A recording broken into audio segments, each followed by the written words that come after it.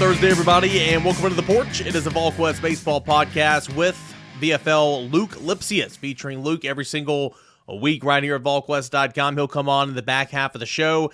A big weekend series coming up. It's Tennessee, it's Kentucky, and you can potentially, kind of unofficially punch your tickets into the postseason play, and you need to take advantage of that, playing at home for the final weekend series of the regular season.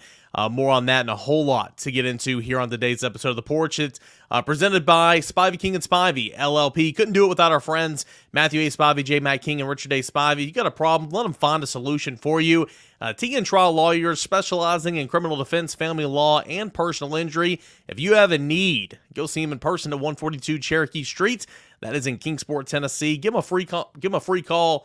Give them a call for a free consultation at 423-245-4185. That is 423-245-4185. You can always visit them online at SpiveyKingandSpiveyLLP.com. Could not be more appreciative of their partnership this season. They have been fantastic to work with, and really couldn't do this podcast without them. So thank you to them, and if you ever need them, they are there to help you for sure. All right, so Tennessee coming off a series loss, of course, at Georgia on the road over the weekend. It's unfortunate. You saw some poor defense kind of creep back into play on Sunday.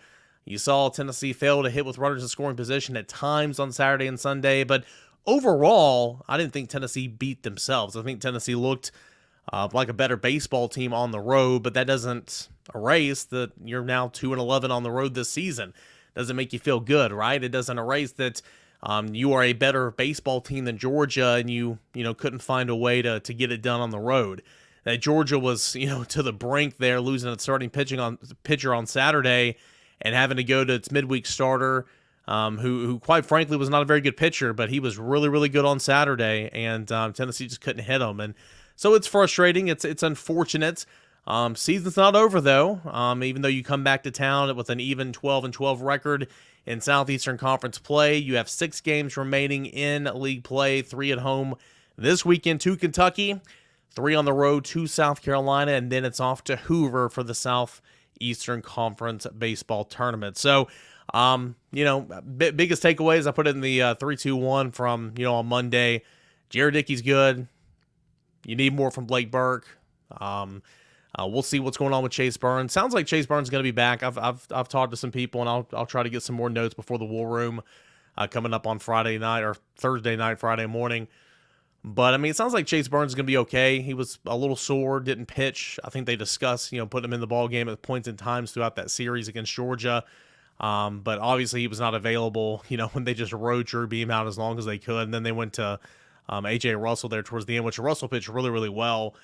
But ask again, we on Tony on Tuesday, and he said that, he anticipates him. He's going to be there ready to roll. And so, we'll ask again on Thursday when we meet him for immediate availability. But it sounds like Chase Burns is going to be okay. Good to see KT, Kavares Tears, back in that lineup. Oh, boy, he didn't hit on Thursday or on Tuesday. He was in the lineup, but he didn't register a hit. He had one throw from the outfield that saved a run. Boy, that was a beautiful throw. Just continues to add to Tennessee, where you have, one of the 3 of Griffin Merritt, Kavares Tears, Dylan Dreiling acting as your designated hitter, and the other 2 being able to come on and huge pinch hit opportunities. So making Tennessee's bench a whole lot better are those 3. And, it's a lineup that you're pretty much settled in with Hunter Ensley, Jared Dickey, and Christian Scott, who's hitting the crap out of the baseball right now as your outfielders, and of course, your infielders. So, midweek, let's talk about that here for just a moment. Austin Peay. Of course, Tennessee did its normal routine, staying away from some of their better arms. Seth Halverson did get in there and throw a little bit towards the end, trying to slam that door shut. It was points where I didn't look great at times, but ultimately the hits came around. Christian Scott had a home run. You had, of course, Charlie Taylor, who had a grand slam, which that was awesome to see. He had a little brouhaha moment there in the 6th inning when Blake Burke was thrown out by a mile, and he slid into home plate and kind of took out the catcher. The catcher didn't take any exception of it. He was blocking the plate, and then you got the pitcher that got up there and was talking to Blake Burke, and you had people coming off the bench. And let me just say this.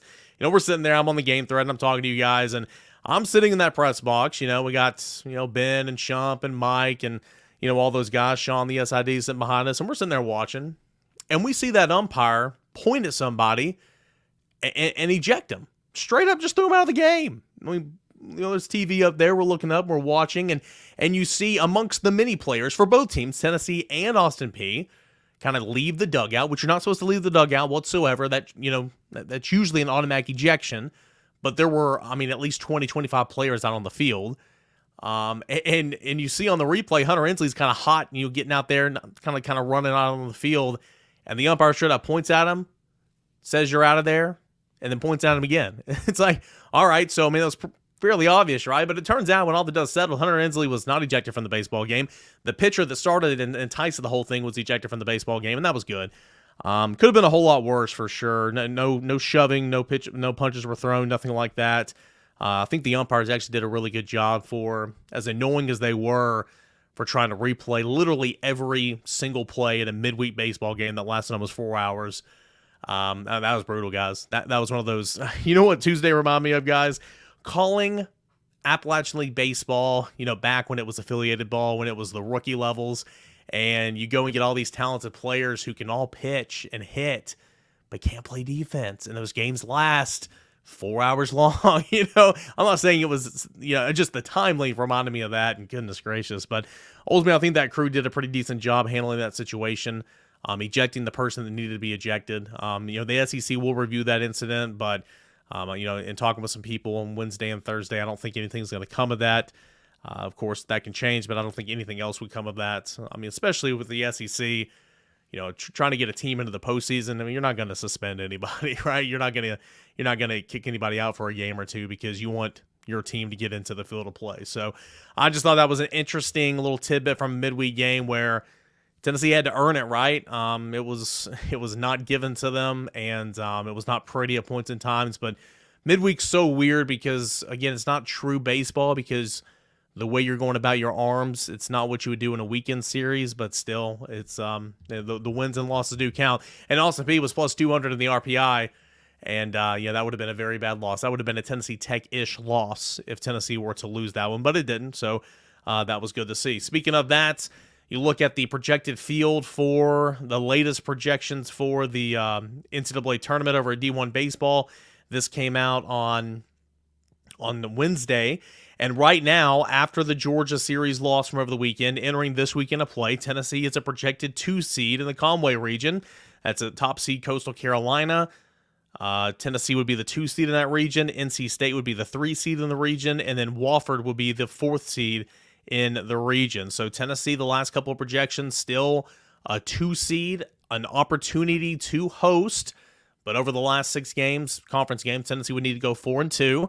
It's going to be a challenge. Kentucky we'll get to in a moment, coming here for 3 games and going on the road to top 5 South Carolina at the end of the season.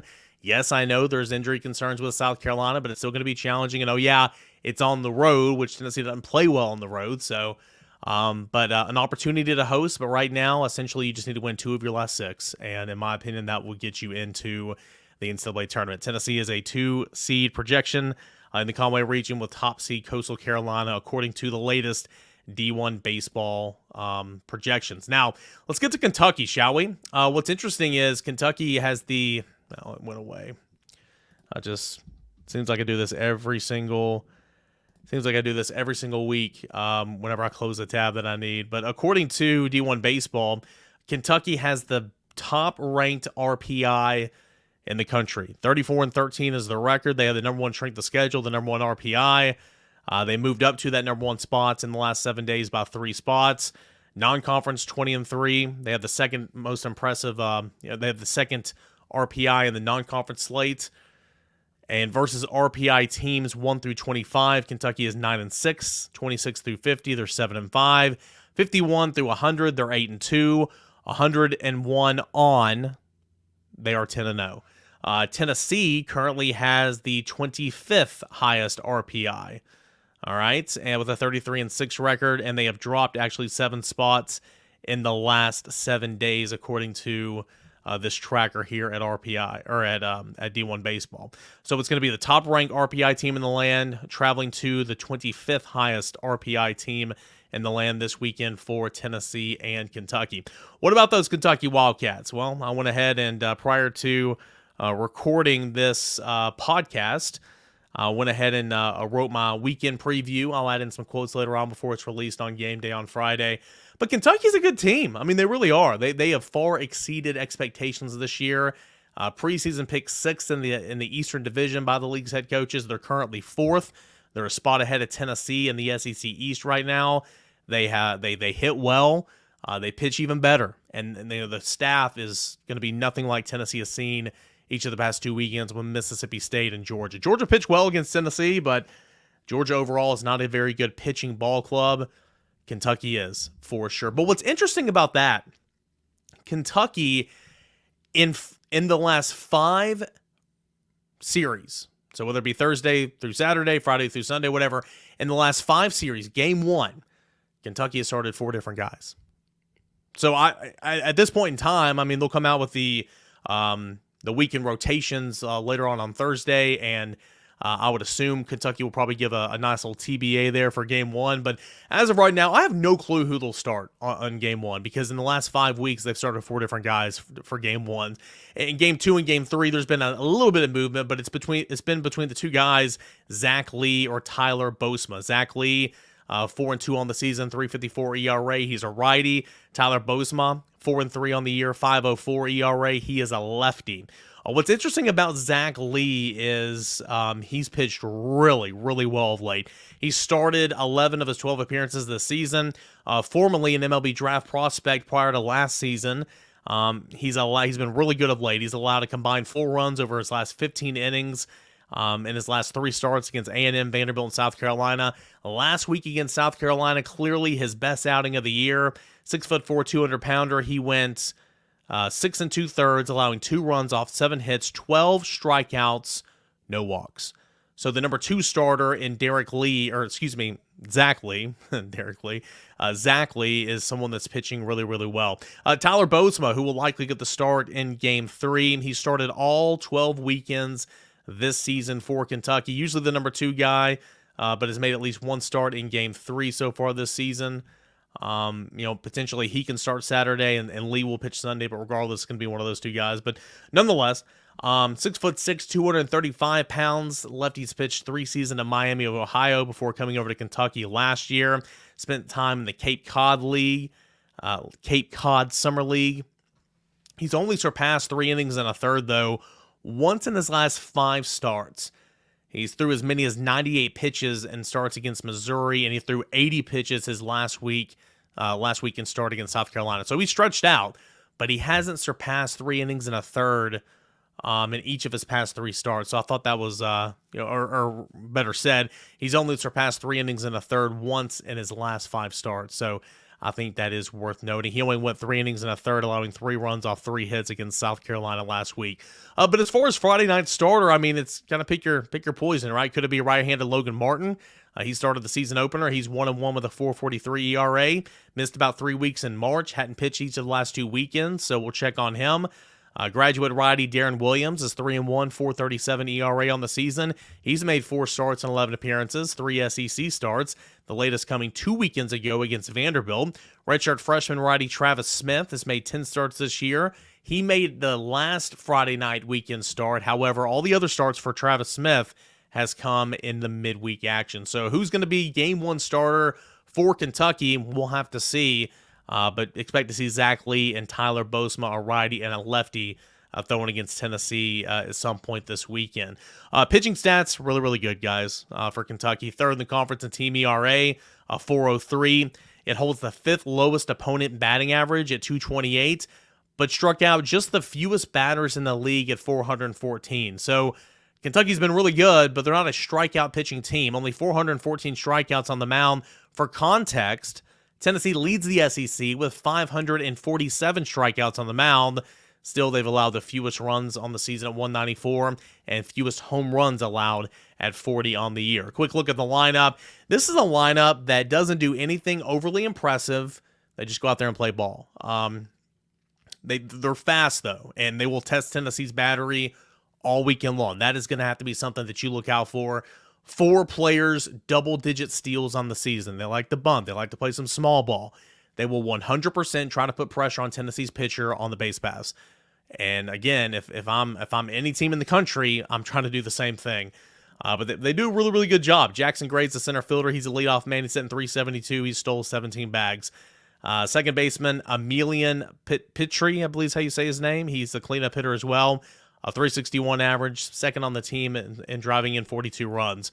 You've got transfer from Longwood, Hunter Gillum. He is the first baseman. He's the power source. He has 10 home runs, 60 RBI, 359 at the plate.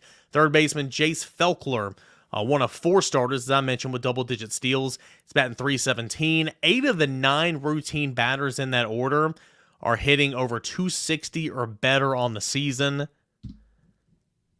with 4 hitting over 300. Kentucky ranks 4th in team average in the SEC at 299. So as a team, it's hitting 300 essentially. Second in on-base percentage at 428, but last in home runs. Only 33 home runs this season. Next to last in RBI, 321. That's across the SEC. So they hit really good for average, but not a whole lot of power for Kentucky so far this year. A&M, who ranks 13th in the league in home runs, has almost twice as many home runs as Kentucky. Interesting note heading into the weekend. And obviously, it's a big reason why Kentucky is last in the SEC in slugging percentage. So they hit, they get on base, but they don't score a lot. They don't drive in a whole lot of runs. Interesting for Kentucky, little tidbit heading into the weekend. So nonetheless, guys, it's going to be a challenge. Kentucky coming off a series sweep at home to South Carolina. Yes, I understand South Carolina's going through the ringer in terms of injuries, but they swept a good team in South Carolina. They've swept Missouri. They swept Mississippi State. They've taken 2 of 3 from Alabama. They've only been swept 1 time this year by Vanderbilt. They've dropped 2 of 3 to Georgia, LSU, and Texas A&M. So, yeah, that's kind of what we're looking for this weekend. And without further ado, we'll bring on Luc Lipcius, Tennessee first baseman, former Tennessee first baseman. He will break down this matchup, talk a little bit about the Georgia series, and a whole lot more. That's coming up next right here on Locked On Vols. But again, guys, couldn't do this podcast without our friends over at Spivey, King, and Spivey LLP. You got a problem? Let them find a solution. T and trial lawyers Matthew A. Spivey, J. Matt King, Richard A. Spivey specialize in criminal defense, family law, and personal injury like DUI, homicide, assault, divorce, custody, alimony, parental rights, also personal injuries such as car wrecks and accidents. Over 80 years of combined experience, Spivey, King, and Spivey LLP provides representation throughout the state and federal courts in Northeast Tennessee. The firm has a vast amount of trial experience. The practice has been in place for over 43 years with this partnership forming in 2012, while also having partners who are energized for today's modern legal demands. Practicing primarily in Northeast Tennessee, the Tri-Cities of Sullivan County, as well as Hawkins County, Washington County, and surrounding areas, the firm has won multiple awards and have attorneys who are rated by super lawyers in the Mid-South with real trial experience. Whether you're injured in a car accident, need a divorce, help with custody of your children, or have been accused of a crime, they are there to help. Go see them in person at 142 Cherokee Street in Kingsport, Tennessee. Give them a call for a free consultation. That's at 423-245-4185, or you can always visit our friends, Spivey, King, and Spivey LLP, online at SpiveyKingandSpiveyLLP.com. Luc Lipcius joins us on the porch, coming up next. Luc, it's another really good opportunity for Tennessee. You fell on the road at Georgia 2-3 after winning game 1, but you come back home. You're 12-12 in conference play. You win this series, and you're sitting in the driver's seat essentially to make the NCAA postseason, even before the last series of the season in Hoover. So I feel like it's good to get back home if you're the University of Tennessee to finish off this stretch at Lindsey Nelson Stadium. Yeah, well, that's the thing. The way I see it, we got 2 wins to get into the tournament, probably 4 to host. So, the good news is if we can scrape 2 out of the next 6, we're good. If we can scrape 4, then we're hosting. But yeah, like you said, Friday night win at Georgia. I don't think we've done that in a while, except for A&M. So that was really good to see, especially the way we did it Saturday. A hard-fought game. It's kind of what you expect to see on a Saturday. Again, it's just runs given up by Dolly. It's not that many, but it still doesn't seem like he's himself. But then, of course, Sunday, Beam, not really himself, and it doesn't help that we're making errors that lead to runs. And so that's where we kind of see the first half of the season balls going on. Those errors that lead to runs, and then can't score after. So that wasn't good. But like you said, we got a midweek win. We got a home series. We've been really good at home. I like our odds heading into the postseason. We just might have to travel a little bit. Yeah, and I mean, you cross that bridge when you get to it. Of course, Tennessee's not been well on the road, but again, you just need to make it right now. Going back to that Georgia series, for the most part, I know Sunday, like Semo had that error and it led to a run. And then there towards the end, Blake Burke kind of staying behind the bag. And it's not an error, but, the ball hits the bag and it goes that way. And, that led to a run. But it felt like for the most part, and Tony kind of echoed this after that game, that you didn't win, but you weren't beating yourselves on the road. Georgia just beat you, and that's another conversation. But you weren't running into outs on the base pass from the majority of the time. The defense wasn't horrible. You pitched for 2 good nights, excluding Sunday. Again, there's no moral victories, but at least you weren't like you were at LSU and at Arkansas, where you were just beating yourself. Oh, 100%. I thought those Friday and Saturday games were extremely well played. And even the first, I think it's 6 innings of Sunday, it looked like just a dog versus dog, whoever wants it more is going to win type games. And that's exactly what you want to see in the SEC. Now, later in that Sunday game, we see those errors, or whether they're counted in the scorebook or not. I remember Georgia used to always be really generous with not giving errors. But regardless, it was a good game, and I think it will give us some confidence going into the next away series, which will be at South Carolina. Tough one. Won't go there yet. But again, it's just a more confidence builder. And so as we come to these last 2 series, is building momentum into Hoover is where we really need to see ourselves get hot, coming together. And so if we can get people grinding on all cylinders, doing their thing right now, then it's the perfect time to get hot and then make a run in the postseason, do something crazy, all that good stuff. I think what Tennessee's missing right now is its cleanup hitter, and it's Blake Burke. And, Blake's, if you look at just the overall stats, I mean, it looks really, really good, right? He's got, 15 home runs, 40 plus RBI. I mean, the average is sitting around 300, something like that. But if you look down into it, and especially in SEC play, the numbers aren't that great. I just feel like as much as this lineup has improved and you have defined roles, if you can get that guy going with that sweet left-handed swing, this offense could just take off. Yeah, that's 100% true. And you hate to see it, but also you got other guys that'll pick him up. Thank goodness. But yeah, he's such a pivotal part in that lineup, even just for an opposing pitcher to say, hey, I got to face this guy. Especially with runners on. But like you said, not super good in SEC this past weekend. I think 1 hit. So now is the perfect time after coming off of this, let's call it a little slump, that he should start powering through the end. And hopefully we'll see him get hot at the exact right time and turn it around a little bit. How good's Jared Dickey been? I mean, he's been fantastic. I feel like it's, we talk about this baseball team, but we're never talking about Jared Dickey. And he's hitting like 360 in SEC play. I mean, he had a couple 3-hit games this past weekend. He's been incredible, and no one's really talking about it. Yeah, that's kind of the downside of being so consistent. He's done it all season. Everyone expects him to hit, so when he does, it's like, okay, good. But yeah, he's one of those guys that not only does he hits for a little bit of power, and he's been able to drive guys in when it matters most. I think he hit that game tying run. I think it was the 5th or 6th inning, make it 4-4 in that Sunday game. But he's going to be a really crucial guy. Hopefully, Semo stays hot. Merritt's coming into his own. He's been playing really well. C. Scott's been playing really well. Ahuna has done pretty well too. So it's one of those things that even though you got one guy in Blake Burke that's not living up to the expectations right now, you got all these guys around him that have been doing so well consistently, which gives you confidence and kind of peace of mind that, hey, even if we got one guy faltering, other guys will pick him up. I mean, Christian Scott at the bottom of the order has been incredible. Cal Stark had a big weekend on Sunday, both with the bat in his hands, having that game tying 2-run home run, and then picked off a guy, threw out a guy. That was big. He's coming to his own as Tennessee's starting catcher.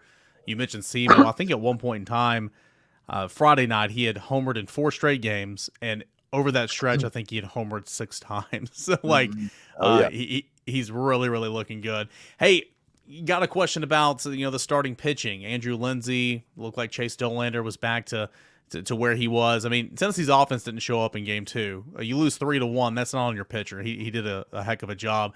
What about Bean though? This is now twice in the last 4 starts where he has just been not himself. And I felt, and tell me if I'm wrong here. Tell me if you saw this a different way. The way the bullpen kind of shaked out. You had to use a little bit on Saturday, and you use Cannon Sewell on Friday, and knowing Chase Burns was not available for that weekend, they were going to try not to use him. I felt like they rode Drew Beam, and they just kept riding him and saying, "Hey man, just go. Like, we got to go with you." Did you kind of sense that a little bit? I mean, I feel like he should not have came back out for that 5th inning, regardless, and of course that's when the wheels fell off. Yeah, so well, I'll start with the other two first. Again, another strong outing from Lindsey. I think he's solidified himself as a trustworthy Friday guy.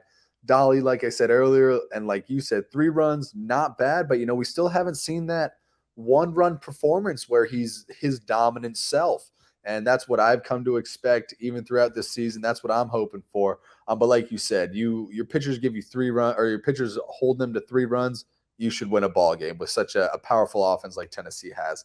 But yeah, what Beam is doing is very uncharacteristic.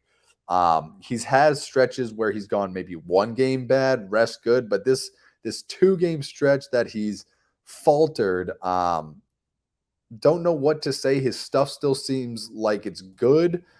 Maybe it's just a mental thing, whatever. But like you said, I think we are running him out there a little bit too long, and it doesn't help that we didn't have our guy Burns out there to help him out. And it's one of those things, you make a decision to leave him out, and you got to ride with it. And with a guy like Beam, I like the decision to let him ride because he has been so consistent. But, it's easy to say after the fact, hey, we rode him too long, and I think that's exactly what we did.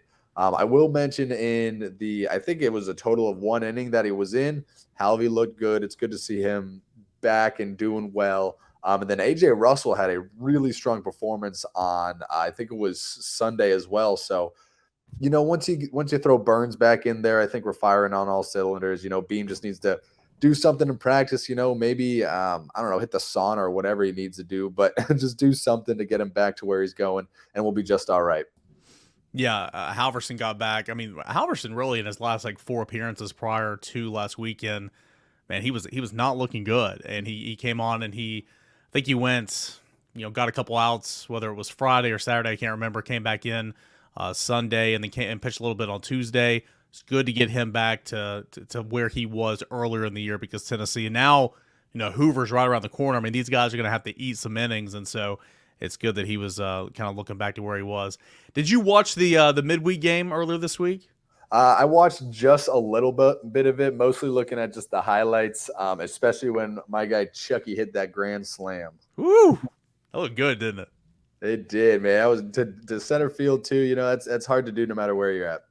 Did you? One of my other favorite parts about that game was, Christian Scott hit a home run to the deepest part of the ballpark, and he was he was walking. Like, it was one of those, you hit it, you go, you trot, you walk, you watch, and then you go. Like, it was no doubter. He knew it. It was one of my favorite parts of the game, along with the grand slam.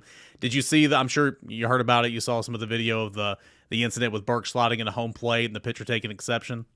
No, I actually didn't see that. It was weird. It was a situation where, they sent Burke, and he was out by a mile, and he slid to home plate, and, the catcher was in front of home plate, so he kind of took him out a little bit. It wasn't a dirty slide or anything. The catcher falls over kind of awkwardly.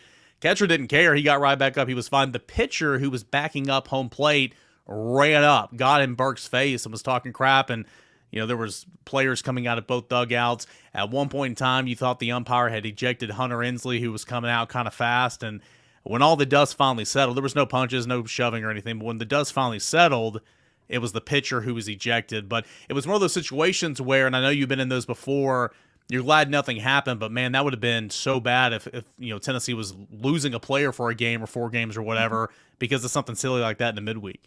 Yeah, 100%. And my first thing is that if you're a catcher and you're blocking the plate, you should expect contact. So the catcher did what he should have. He just got up, he's like, okay, he ran into me, whatever.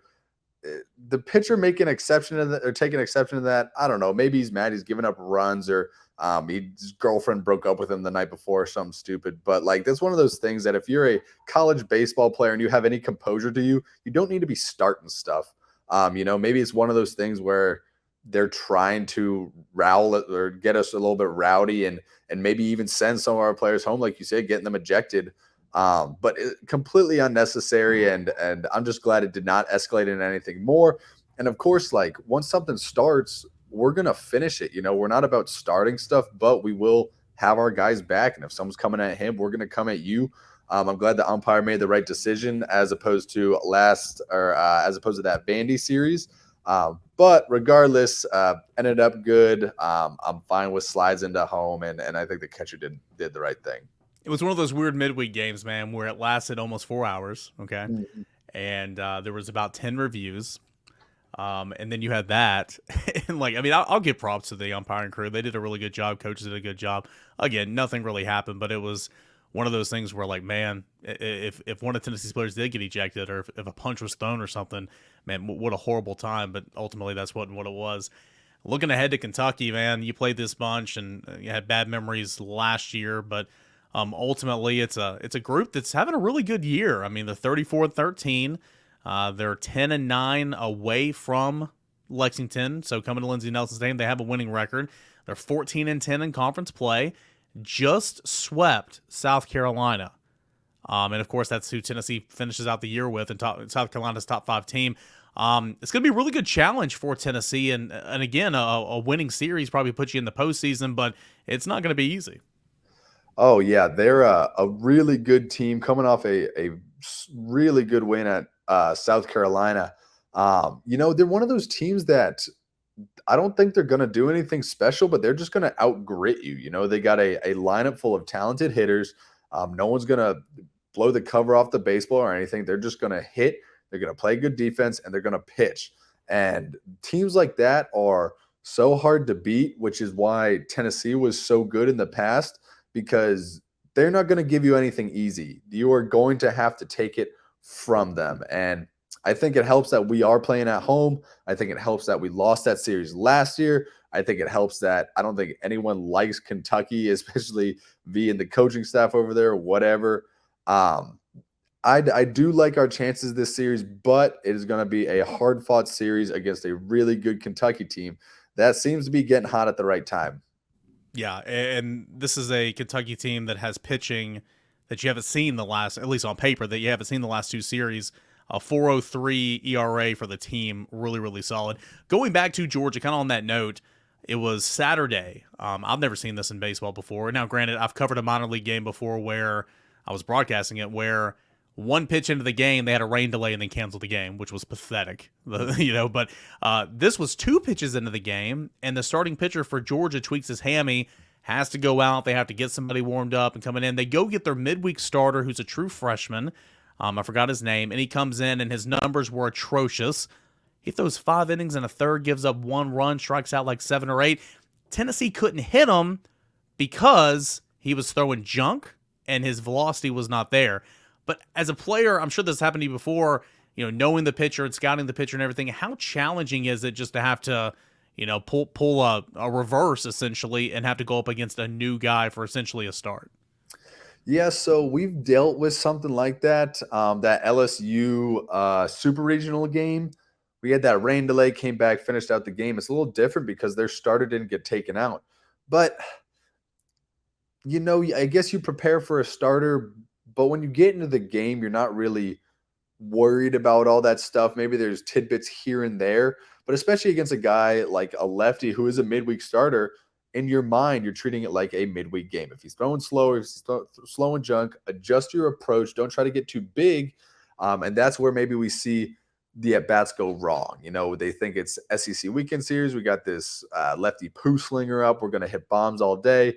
And that's where you kind of get humbled. And maybe that's what happened to them. But it's just an approach, a mental thing. And I think that's where you do see a little bit of the inexperience coming out, because it shouldn't have that much of an effect. With that being said, I don't think as a team we've hit lefties nearly as well as we've hit righties, especially the slower ones. So, kudos to him too for coming out, being a freshman, and absolutely dicing a talented Tennessee lineup, and what I assume was his first SEC start of his career. Yeah, and he saved that series because again, if he went out there and gave him an inning, 2 innings or whatever, it's just burning that bullpen in game 2. So he saved that series for sure for him, and I'm with you. That was a good.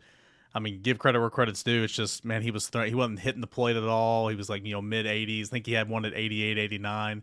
But nonetheless, he did well. I had a couple of mailbag questions earlier this week, and I want to end with this. I want to get your thoughts on it. Chase Burns, I'm not a doctor. You're not a doctor. Soreness last week. He didn't pitch. We've asked Tony twice on record in front of the camera. Is he going to be okay? He said, yeah, he'll be here this weekend. He'll pitch this weekend. Is it good that he's had he hadn't pitched since game 1 in Mississippi State. It's, almost 2 weeks essentially. Is it good to have 2 weeks off, or do you think it could be rusty? How's this in terms of what you're looking at in Burns? So for a guy like that, especially with his adjusted role as being a closer, I think the next time he pitches, he's going to come out absolutely ready to go, maybe and bust a couple of 101s up there, because as the season goes on, you get into these dog days, pitchers do get tired. That's where you see sometimes, even last year or earlier this year, you take a weekend off, you adjust their role, whatever it is, to give them time to rest. And so 2 weeks, his arm's going to be fine. And if he were still a starter, I'd say 2 weeks is probably a little too long because you get out of your routine. But now that he's in that closer role, I think he'll be just fine. You don't really need a routine as a closer. You go out there and just dominate like he does. And so I think it will end up being a good thing seeing him come back and pitch whenever he does, and he'll be absolutely ready to go. And then last thing I want to ask you, and I don't think there was any disrespect intended, but you know how we are as a fan base, and you see what you guys did last year and the home runs and the records and the wins and all that followed. Question was asked: is this team a disappointment this year? And the way I answered it, and tell me if I'm off base here, I would say, considering everybody that was lost, yourself included, and all that, it was never going to be what it was last year. It wasn't. I would say the season is not a disappointment for sure. You got a chance to go play postseason baseball. However, starting pitching has been disappointing at times. Not being able to win on the road has been disappointing all season long. And some of those early season struggles like defense and base running and not hitting with runners in scoring position, that was disappointing. But the team's gotten better. It's been fun to watch this team get better and better. So my answer was, has this team been disappointing? No. Has this year been a disappointment? No. Has certain aspects of it been disappointing? Sure. But anytime you have a chance to go play postseason baseball, I don't think that can be disappointing. Yeah, I don't think this team is disappointing. I think it's frustrating at points. Yes. But I think there was so much hype with this team, especially with what we did last year and the talent that we had on it this year, that them not living up to the hype is disappointing to some people.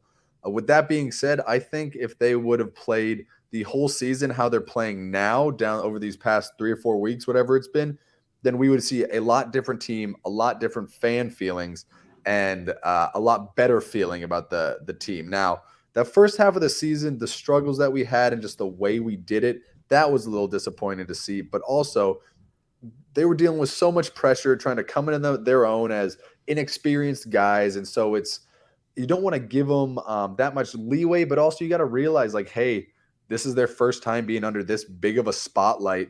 Cut them some slack. And so I would have been disappointed if they had carried it on. The fact that they flipped it around, I'd take this as a win, especially since we are positioned we are positioned to play postseason baseball, which is never a bad thing, especially if we go and make a run. Everything will be all right in the fans' eyes. All right, just got to go finish and clinch it, for sure. So Tennessee's got a series at home against Kentucky. We'll talk about South Carolina next week. Last thing, You're starting to see a lot of these summer ball teams release their rosters. A lot of Tennessee Vols is going to be heading to the Appalachian League. How was the summer ball experience for you? And I truly do believe, like, I'll just use Blake Burke as an example.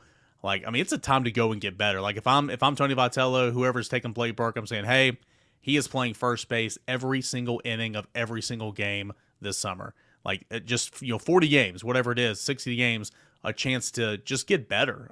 Did you use that? I mean, was that kind of how you did it? Yeah, so summer ball it is one of the best experiences for a college baseball player because you go from a season where there is so much pressure on you and you're having fun, but still there's pressure game to game. So sometimes you don't play your best, you worry too much, all this outside stuff, whatever. You go out and play summer ball and you're literally just back playing baseball in the backyard. And so, yes, you go out there, you work on yourself, you get a little bit stronger, you hone your game, but also I think summer ball is where you learn to just relax again and realize it is a game. We should be having fun. And I think for a lot of these guys that will be returning, that's what they need to learn how to do because they're young. Just go out and play, learn to have fun, do your thing, come back next year, be great. And then for some guys, playing on those fields, it is not like an SEC field. So, yeah, you're going to get better defensively, offensively, whatever, still facing good competition. So I think it's just the best time to overall improve in not only your headspace, but also talent-wise, get stronger, all this good stuff. Luke, as always, man, really appreciate it. We'll see how Tennessee does against Kentucky this weekend, and we'll touch base next week before South Carolina. Yes, we will. Hoping for a good series. All right, man. Appreciate it. Thanks so much. Thank you. VFL Luc Lipcius, home run king for the Tennessee baseball program, former first baseman, and maybe a future broadcaster. Who knows? And getting a start here on the porch of Volquest.com. All right, so big weekend. I've gone over it to nauseum. We talked with Luke about it. A chance to, in my eyes, lock up a postseason berth. You're at 12-12 in the SEC. You got 6 games left. You got 3 games left at home. Go and win the series. That'll put you at 14 wins in the Southeastern Conference, at 14-13 if that happens, leaving the series, and a chance to go to the postseason. So we'll see what happens. Again, you want to continue to get more wins. You'd like to win a couple of games in Hoover, but go ahead and leave no doubt, because when you leave Lindsey Nelson Stadium, nothing's ever guaranteed, but nothing's really ever guaranteed, just the way that Tennessee's played on the road this year. So Kentucky at home, it'll be a Friday, Saturday, and Sunday outing. 6:30 on Friday, SEC Network Plus. Saturday at noon on the SEC Network, and Sunday at 1 o'clock on the SEC Network Plus. Guys, appreciate it as always. Volquest will have you guys covered for game coverage. I will still be riding, even though I'm out of town. I'll be riding the 3-2-1. We'll do the Porch next week. I got your preview set up for the game this weekend, so we'll get you set. Appreciate it as always. Big thanks and big shout out to Spivey King and Spivey LLP. Thanks so much for your coverage and for letting us be able to do the Porch. It is a Volquest baseball podcast.